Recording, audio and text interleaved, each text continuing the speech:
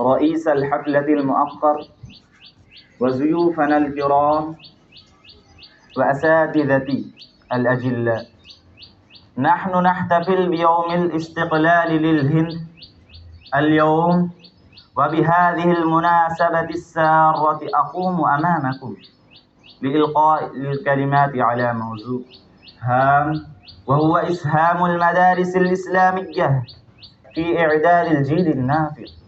أيها الأحبة في الله، إننا نمر بعصر يتغير فيه معيار الخير والشر والحق والباطل بسرعة عجيبة، وقد تكالب أعداء الله ورسوله محمد صلى الله عليه وسلم على الأمة الإسلامية تكالب الأكلة على القصعة، يريدون ليطفئوا نور الله بأفواههم والله متم نوره ولو كره الكافرون، ويبذلون قصارى جهودهم في قلب الحقائق الإسلامية والقيم الإنسانية النزيهة وتبديل المثل الخلقية الكريمة، ويبذلون أقصى محاولاتهم في محو آثار الدعوة النبوية وإزالة كل معالم الخير والهداية في العالم، ولا يدخرون وسعا في اجتياح مراكز التعليم والتربية الإنسانية النزيهة، وينشرون المغالطات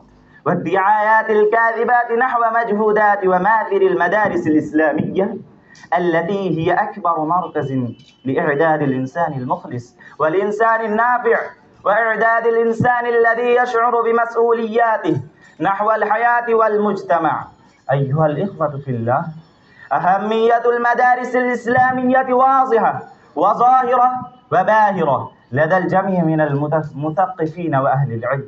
في الحقيقة أن المدرسة هي أكبر المصانع والمعامل، حيث يمارس إعداد الإنسان وصناعة البشر بكل معنى الكلمة، حيث يخرج دعاة الدين وجنود الإسلام.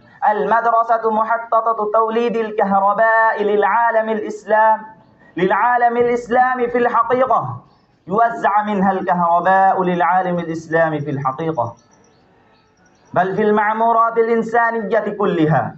المدرسة مصنع يتحقق فيه صياغة القلب والنظر وصناعة الذهن والفكر. إن المدرسة هي أعظم من كل مركز استحكاما وقوة وحياة ونموا وازدهارا، يتصل طرفه منها بالنبوة المحمدية الخالدة، والآخر بهذه الحياة النامية المتدفقة. هي تنزع الماء من عين النبوة وتسقى هذه المزارع للحياة. لو تركت عملها لجفت مزارع الحياة وذبلت أزهار الإنسانية.